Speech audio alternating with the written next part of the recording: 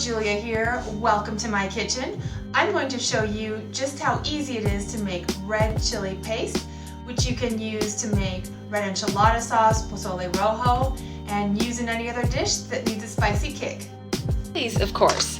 I'm using pasilla chilies and guajillo chilies. Guajillo chilies add some spice, and pasilla chilies add some sweet earthiness to my mix.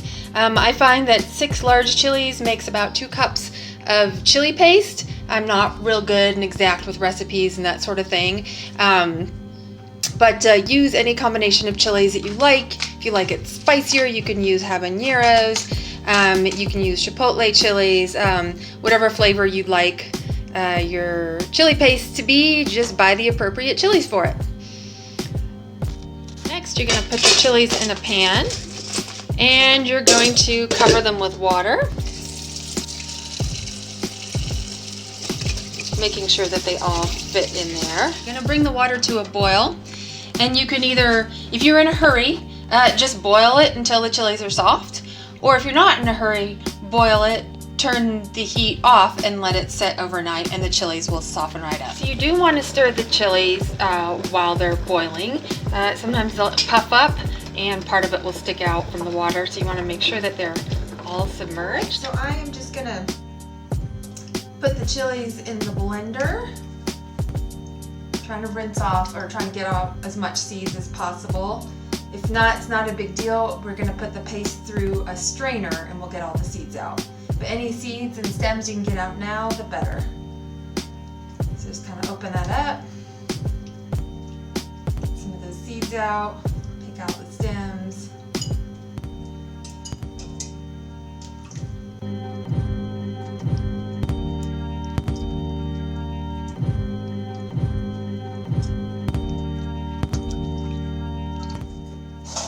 Next, I'm going to add some liquid, some of the cooking liquid to the blender.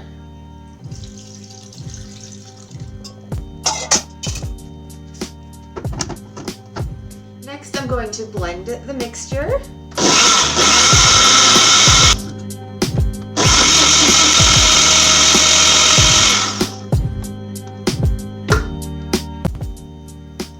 Looks pretty smooth, no lumps. Let's just see how that looks. See? Pretty smooth there. Next step, it's going to be strained to get out some, ooh! It's not the corona, it's the vapors from the chili. It's kind of irritating my throat. Wow, they just got like volatilized into the air. Alright, so the next step, it'll get strained to remove any seeds, any little stringy bits, any of the skin, and then we'll be left with a nice smooth paste.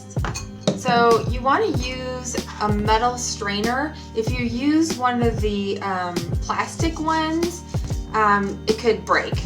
Use one that's sturdy to do this. You're just gonna run a spoon back and forth. And you can see the chili puree coming out the bottom.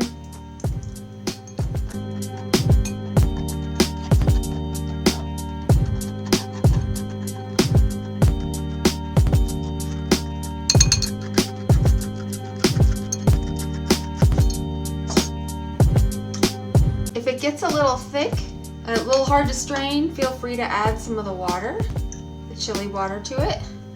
Makes it a whole lot easier to strain.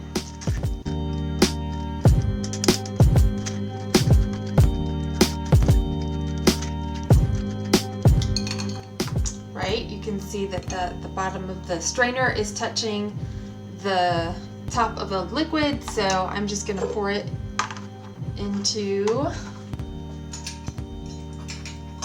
my storage container.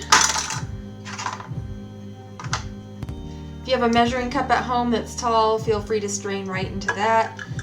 I'm here living in Guanajuato, Mexico, and renting a small apartment and don't have a lot of kitchen stuff, so making do with what I've got.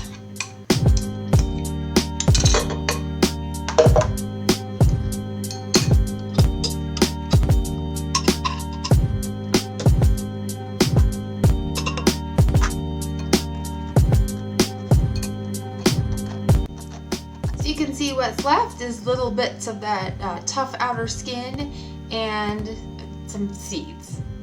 And what you're left with is a nice smooth chili paste. I'm going to use this to make a cactus paddle dish.